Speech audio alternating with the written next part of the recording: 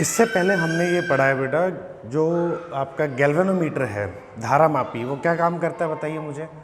हमने पढ़ा है कि वो करंट को मेज़र करने के काम आता है, ठीक है, करंट को बताने के लिए, इलेक्ट्रिक करंट।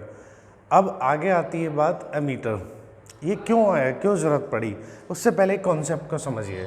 हम क्या करते हैं, गैल्वेनोमीटर को सर्किट में जोड़ते हैं, राइट। तो जैसे सपोज करो हमने गैल्वेनोमीटर ऐसे जोड़ा हुआ है एक सर्किट में। अब गैल्वेनोमीटर में क्या होता है, हम जानते हैं, ये आपका एक इंडिकेटर होता है, ठीक है, या हिंदी में सुई कहते हैं इसको, ठीक है। ये इंडिकेट करता है कि कितना रीडिंग आ रहा है। सपोज मैंने यहाँ से कुछ करंट भेजी, कोई एक अमाउंट, इसने शो किया इतना, ठीक है। फिर मैंने करंट को इंक्रीज़ किया, बढ़ाया, ध्यान से समझना इस बात को। फिर ये सुई और बढ़ गई आगे, फिर मैंने करंट और बढ़ाई थोड़ी सी, तो ये आगे इतनी बढ़ गई, और यहाँ पर अब एक स्टॉपर लगा होता है। आपने देखा है सुई कैसे करेगी, ज़्यादा से ज़्यादा एक जगह इस तरफ जा सकती है या इस तरफ। अब करंट की डायरेक्शन अगर चेंज कर दूंगा तो ये ऐसे ऐसे ऐसे बस लास्ट यहाँ तक आ सकती है। यहाँ जाने के बाद अब अगर मैंने करंट इंक्रीज़ की तो अब क्या होगा, अब अगर करंट इंक्रीज़ की तो बेटा आप देख रहे हैं सुई इतनी ही है। सपोज मैंने शुरू में 0 एम्पियर था तो ये 0 पे था, फिर 5, 10, 20 एम्पियर के बाद मैं 25 कर रहा हूँ, 30 कर रहा हूँ, चाहे 100 कर रहा हूँ, तो भी ये सुई और आगे जाएगी क्या, नहीं, बिकॉज यहीं तक इसका लिमिट था। फुल डिफ्लेक्शन, इसको क्या बोलते हैं, फुल डिफ्लेक्शन, पूर्ण विक्षेप, पूरी तरह इतना विक्षेपित हो सकती है, इससे ज़्यादा विक्षेप नहीं दिखाएगी ये। समझ में आ रही बात। तो अब क्या होगा, जब ज़्यादा बड़ी अमाउंट की हम करंट भेजते हैं, ये और डिफ्लेक्शन नहीं दिखा सकती है। गैल्वेनोमीटर में क्या होता है, हमारी कोइल होती है। अब कोइल में ज़्यादा अमाउंट की करंट, बड़ी करंट अगर हम भेज देते हैं तो क्या होगा, कोइल में हीट पैदा हो जाएगी, ऊष्मा बन जाएगी, और हीट में इसमें कोइल में नुकसान हो जाएगा। हीट बनने से क्या हो जाएगी, ये खराब हो जाएगी, ठीक है। तो हमारा गैल्वेनोमीटर जो है, हम उसको बोलते हैं कि ज़्यादा अगर अमाउंट की करंट भेजते हैं, कोइल के अंदर हीटिंग होने की वजह से डैमेज हो जाता है, ये खराब हो जाता है ये इंस्ट्रूमेंट। तो इसका क्या उपाय करें, तो फिर हमने बोला कि क्या छोटी अमाउंट की ही करंट नापे, तो आंसर नहीं, करंट तो हमें ज़्यादा अमाउंट की भी नापनी है। तो फिर गैल्वेनोमीटर का, धारा मापी का यूज़ क्या होगा फिर, तो फिर हमने बोला कि भाई इसका यूज़ करने के लिए हम एक रास्ता निकालते हैं। ये बात आपको समझ में आई, क्योंकि जैसे बड़ी अमाउंट की करंट भेजते हैं तो कोइल में दिक्कत आने लग जाती है। तो हम ये चाहते हैं कि गैल्वेनोमीटर में से करंट भी कम जाए और रीडिंग भी ज़्यादा आ जाए। उसका क्या तरीका, सपोज एक कोई व्यापारी है, उसके सपोज कुछ गाड़ियां हैं या ट्रक चलते हैं, कोई सामान लेके जाते हैं, ठीक है। यहाँ से कुछ ट्रक जाएंगे और सीधा, अब उसने क्या किया कि एक अपना मैनेजर को बिठाया, उसको बोला कि मुझे पूरे दिन में कितने ट्रक माल लेके यहाँ एक शहर से दूसरे शहर जाते हैं, ये पता करना है, कंफर्म करना है। तो उन्होंने क्या किया कि बोले आप सड़क के पास अपना एक ऑफिस बना दो। यहाँ इन्होंने एक ऑफिस बना दिया, या एक सुपरवाइज़र बैठेगा, मैनेजर बैठेगा, वो ये काउंट करेगा कि कितने ट्रक जाते हैं। तो हाईवे से उन्होंने क्या किया, एक रास्ता ऐसा बनाया, ठीक है, साइड में से होके और वापस हाईवे पे मिला दिया, बाईपास बना दिया एक छोटा सा, और वापस ट्रक। अब उन्होंने बोला कि सारे ट्रक इधर से होके जाया करो, अपनी एंट्री यहाँ पे लिखवाया करो कितने ट्रक हैं। समझ में आ रहा है आपको। तो उन्होंने क्या देखा, अब सपोज करो दिन में मेरे पास 50 ट्रक जाएंगे, तो 50 ट्रक सब यहाँ से जाने लगे तो ये सड़क टूट जाएगी। समझ में आ रही बात। वही बात कि ये सड़क अगर टूट जाएगी, बार बार ज़्यादा अमाउंट जाएगा, जैसे हमारा गैल्वेनोमीटर ख़राब हो जाता था, तो उन्होंने क्या किया कि ऐसा करते हैं, यहाँ से आप हमारे पास एक ही ट्रक भेजो, 10 ट्रक इधर से आते हैं, एक को भेज दिया करो हर 10 के ऊपर। तो अब मान लो शाम तक मेरे पास अगर 5 ट्रक इधर से आए, व्हाट डज इट मीन, ये क्या बता देगा कितने ट्रक टोटल गए होंगे, तो आंसर है 50 ट्रक। 50 ट्रक आए होंगे, 5 इधर से गए, 45 इधर से गए। कैसे पता लगाया उसने, ये रूल बना दिया। क्या किया उसने कि एक ट्रक इसके पास आता है, जैसे ही हम एक ट्रक भेजते हैं, ये अपनी नोटबुक में, कॉपी में क्या लिख लेगा, 5 ट्रक, सॉरी 10 ट्रक, एक भेजेंगे तो क्या लिखेगा 10। तो इसकी जो सुई थी पहले 0 ट्रक की, अब कहाँ पर चली गई, 5 ट्रक पे। कितने ट्रक जाते ही एक गया एक, बट रीडिंग क्या दिखाई इसने, 5। टोटल रीडिंग गया कितने, 5 गए, रीडिंग क्या दिखाएगा ये आप देख पाएंगे 50।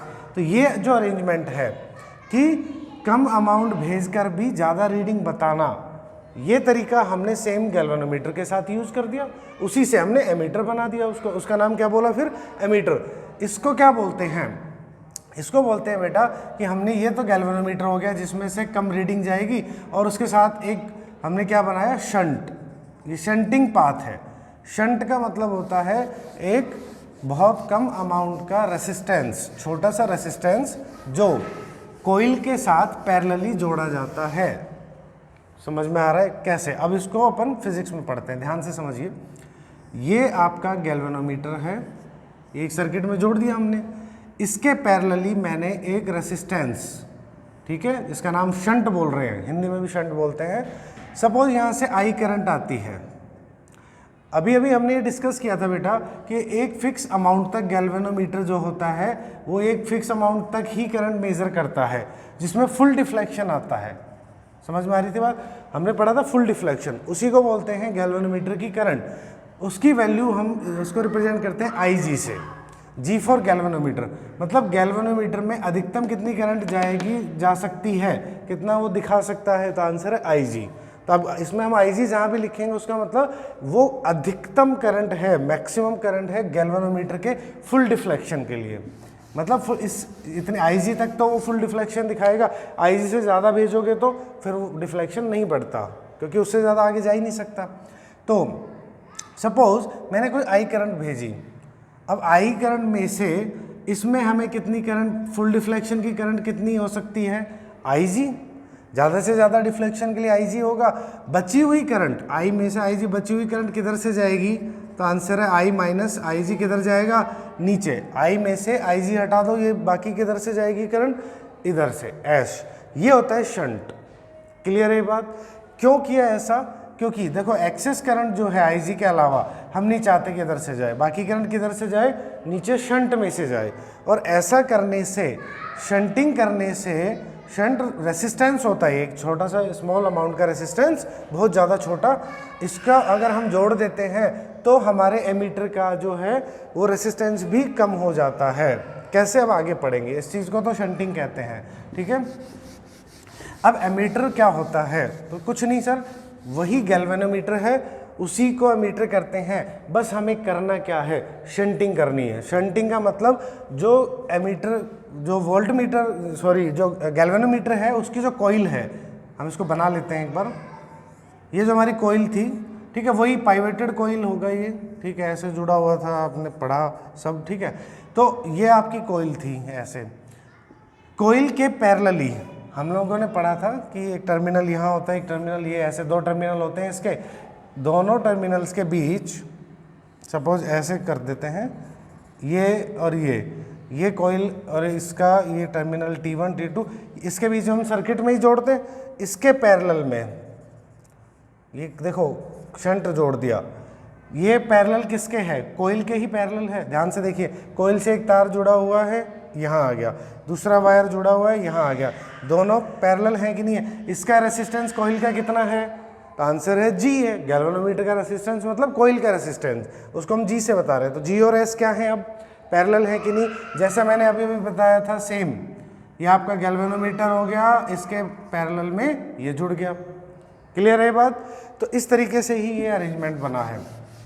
ऐसा करने से बेनिफिट क्या है, तो अभी हम देखते हैं। बेनिफिट ये है, एक तो हमारा जो कॉइल है इसका रीडिंग जो जाएगा, वहाँ पर हमने अभी अभी सीखा था शंटिंग करने से अगर एक ट्रक जाएगा तो ये बाकी 10 दिखा देगा। सिमिलरली अगर मैंने 1 माइक्रो एम्पियर करंट भेजी है तो वो रीडिंग 10 एम्पियर दिखा देगा। इस तरह से उन्होंने सेट किया हुआ है इसको। अब ऐसा करने से, G और S पैरेलल लगाने से जो एक्सेस करंट थी इधर से फ्लो हो गई और इसका प्रभावी जो प्रतिरोध है, इफेक्टिव रेसिस्टेंस इस डिवाइस का, वो भी कम हो गया। वो कैसे हुआ भी देखते हैं। तो इफेक्टिव रेसिस्टेंस कम करना क्यों है, ध्यान से इस चीज़ को समझिए।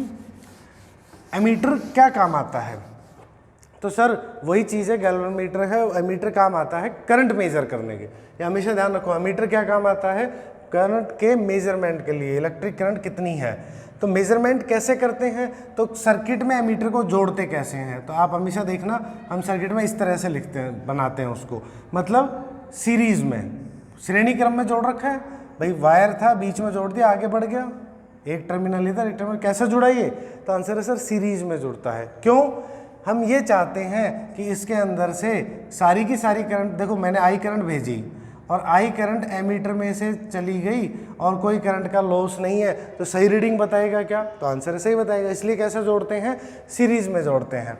तो हम ये चाहते हैं कि एमीटर का रेसिस्टेंस कम हो कि ज़्यादा हो, ये बताओ पहले, हम क्या चाहेंगे कि एमीटर का रेसिस्टेंस कम हो कि ज़्यादा हो, तो कम होने से क्या बेनिफिट होगा भाई, हम यही तो चाहते हैं कि ज़्यादा से ज़्यादा करंट जो है, सारी की सारी करंट इसमें से जाएगी, शंटिंग वगैरह हो रखी है इसके अंदर, तो अगर ये करंट अंदर से जाएगी तो ये सारी रीडिंग बताएगा कि नहीं बताएगा, तो आंसर सर बताएगा। ये मैं पूरे उस बड़े फिगर को ए लिख दिया मैंने, ठीक है। तो ये जो अरेंजमेंट है, हम चाहते हैं हमेशा दो चीज़ याद रखिए, एक तो हम इसको सीरीज में, श्रेणी क्रम में जोड़ते हैं सर्किट में, दूसरी चीज़ जो याद रखनी है वो क्या है कि हम लोगों को इसका रेसिस्टेंस कम से कम रखना है। हम क्या चाहते हैं, एमीटर का रेसिस्टेंस कैसा हो, कम, बिकॉज करंट ज़्यादा से ज़्यादा पास हो उसमें से, तभी तो रीडिंग अच्छी देगा। तो बेटा अब इसका हम मैथमेटिकल कैलकुलेशन करते हैं। ये आपका गैल्वेनोमीटर, गैल्वेनोमीटर के साथ अगर मैंने ये बना दिया एस, तो सिंपल सी बात समझ जाओ कि ये क्या है, एमीटर, और यहाँ करंट क्या आएगी नीचे, आई एस मतलब शंट की करंट, शंट की करंट की वैल्यू क्या होगी, सिंपल लिख लेते हैं, आई माइनस आई जी, यही तो होगी। अब एक बात ध्यान से देखो, इन दोनों पॉइंट्स के बीच में अगर मैं पूछता हूँ बताओ क्या पोटेंशियल डिफरेंस है यहाँ और यहाँ, अब देखो जी और एस दोनों रेसिस्टेंस कैसे हैं, तो आंसर है पैरेलली जुड़े हुए हैं। तो पैरेलली जुड़े हुए हैं तो हम जानते हैं उन दोनों पर जो पोटेंशियल डिफरेंस होगा वो सेम होगा, मतलब इस पॉइंट और इस पॉइंट के बीच का पोटेंशियल डिफरेंस इस रेसिस्टेंस और इस रेसिस्टेंस दोनों की वजह से क्या होगा, इक्वल। तो ऊपर वाले में देखो पोटेंशियल क्या होता है, आई आर, तो यहाँ क्या पोटेंशियल होगा, आई G ji is equals to, यहाँ क्या होगा, आई एस इंटू एस। अब आई एस की वैल्यू पुट कर सकते हैं, क्या आएगी, आई minus I ji into S. अगर यहाँ से एस की कैलकुलेशन करनी है तो एस के लिए इसको यहाँ डिवाइड कर दो, एस की वैल्यू क्या आ जाएगी, आई G ji upon I minus I जी। अगर ये गिवन है तो शंट कितना होगा ये आपको पता लग गया। अगर शंट कैलकुलेट नहीं करना, आपको ये कैलकुलेट करना है आई जी करंट कितनी होनी, ठीक है, मैक्सिमम डिफ्लेक्शन करंट कितनी है या गैल्वेनोमीटर की करंट कितनी है, तो पता कर सकते हैं। इसको आप देखो, इसको हम इधर डिवाइड कर दें, इसको इधर डिवाइड कर दें, आ जाएगा I G upon I minus I G equals to S upon G, cross multiplication कर दो, I G G equals to I S minus I G S, और आई जी को इधर ले आओ, ये आ जाएगा common G plus S equals to I S, और आई जी आ जाएगा I into S upon G plus S. इतनी करंट आएगी कि नहीं आएगी बेटा, तो उतनी आई जी बनेगी। तो ये बेसिक कैलकुलेशन, मतलब ये हम हमेशा जानते हैं कि जब भी दो रेसिस्टेंस पैरेलल जुड़े हों, हमेशा ध्यान रखो तो उनके सिरों पर या उनके एंड्स पर जो पोटेंशियल डिफरेंस है, विभवांतर है, वो कैसा होता है, सेम होता है। वही लॉजिक यूज़ किया हमने, ठीक है। तो ये हम कैलकुलेशन कर सकते हैं। अब इसका इफेक्टिव रेसिस्टेंस कितना होगा, तो पैरेलल जुड़े हैं, इफेक्टिव रेसिस्टेंस 1/R क्या हो जाएगा, 1/G plus 1/S। Parallel resistance का नेट रेसिस्टेंस इतना ही आता है, तो कैलकुलेशन करो, यह आ जाएगा GS और S प्लस G, ठीक है, R equals to GS upon S plus G। अब S is very very very small comparison to G, क्योंकि हमने बोला शंट जो है वो कैसा है, बहुत ज़्यादा छोटा है, और अगर ये बहुत ज़्यादा छोटा है तो S प्लस G की लगभग वैल्यू क्या ही आएगी, G की आएगी। मतलब G में बहुत कुछ छोटी चीज़ जोड़ेंगे तो लगभग ना के बराबर ही चेंज आएगा, वो G रहेगा। अगर यहाँ G लिख देता हूँ तो देखो क्या आ जाएगा, R equal to S, G से ये G कैंसिल आउट हो जाएगा। मतलब कि एमीटर का जो नेट रेसिस्टेंस आया बेटा वो कितना आया, तो आप देख पा रहे हैं वो स्मॉल s के जितना सा, स्मॉल एस कितना लिया था याद करो, शंट कैसा था, बहुत स्मॉल, वेरी स्मॉल। तो मतलब कि अमीटर का रेसिस्टेंस कैसा बन गया, तो आंसर है सर बहुत छोटा बन गया। यही चाहते थे क्या, यही चाहते थे, क्योंकि अमीटर को जब भी हम कहीं सीरीज में जोड़ेंगे सर्किट में तो इसका रेसिस्टेंस इतना कम होगा कि करंट इसमें ज़्यादा से ज़्यादा फ्लो हो जाएगी, तो ये करंट को अपोज नहीं करेगा, तो करंट का मेजरमेंट भी पूरा हो जाएगा। That is ammeter, all about ammeter. Next topic में हम पढ़ेंगे वोल्ट मीटर। गैल्वेनोमीटर से ही हम क्या बना देंगे, वोल्ट मीटर। तो इसमें हमने दो कॉन्सेप्ट सीखे, शंट क्या होता है और एमीटर को और गैल्वेनोमीटर को इसमें एमीटर में कैसे चेंज करते हैं। तो नेक्स्ट चैप्टर में अपन पढ़ेंगे वोल्ट मीटर नेक्स्ट क्लास में। Thank you.